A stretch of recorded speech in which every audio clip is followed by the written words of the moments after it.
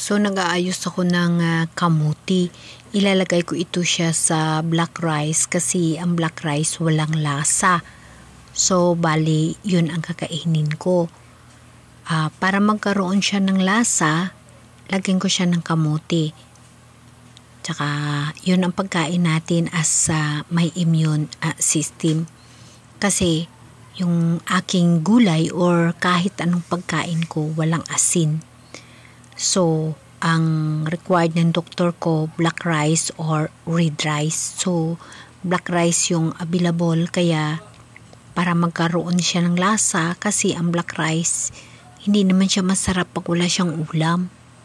Kaya lagyan ko siya ng kamote, lalo pa yung mga ulam ko matabang.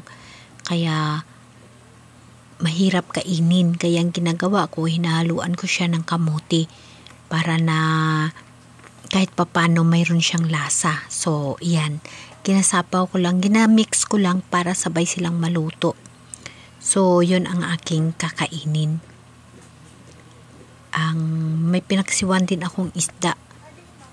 Ang pinaksiwan na isda ko, mayroon siyang turmeric kasi wala nga rin siyang asin. Pero bago niya, napunta muna ako sa garden. Nanguha ako ng gulay. Kasi yung gulay para na hindi naman masyado masapnot kainin yung pagkain ko. Tsaka may natira kasi ka pritong isda yung mga bata. Kaya yun ang aking isama sa aking ulam.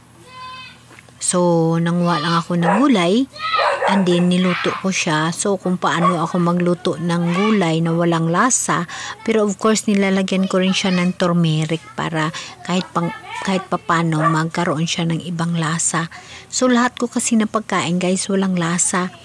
So ang alugbati, saluyot, talbos ng kamuti, naghalo ako ng konti, and then talbos ng kalabasa.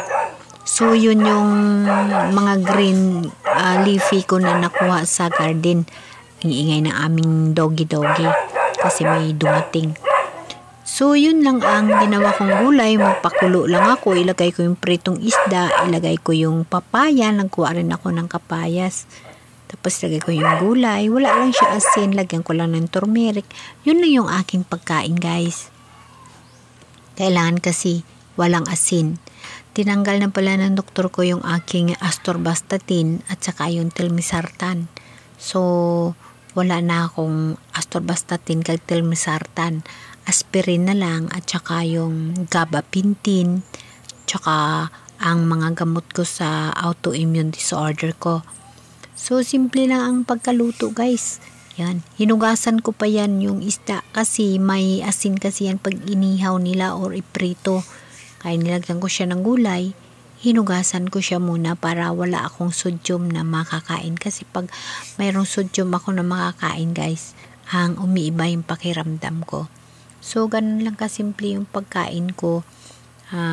Itong turmeric, napakaganda ito. Ito yung panglasa ko at na malaking naitulong sa autoimmune disorder ko. So, ganun guys yung buhay natin habang lumalaban tayo sa autoimmune na disorder natin. Ganun lang kasimple yung mga kinakain. Wala lahat lasa. So, ayan. Masarap yan. Kahit walang asin. Mayroon siyang lasa kasi may turmeric. Tapos ang pinaksiwan ko may turmeric din yan. Tapos black rice. So may saging. Yung saging na yan itipid-tipid ko para yun yung aking panglasa sa lahat kong kinakain. Para mabusog naman ako. So ganun lang kasimple yung pagkain ko guys as multiple autoimmune disorder patient. Siyempre kakagaling lang natin sa stroke. Thank you nga pala kasi wala na akong maintenance sa atorvastatin ko kag telmisartan. Kaya tuloy-tuloy lang ako sa exercise guys. Tuloy-tuloy lang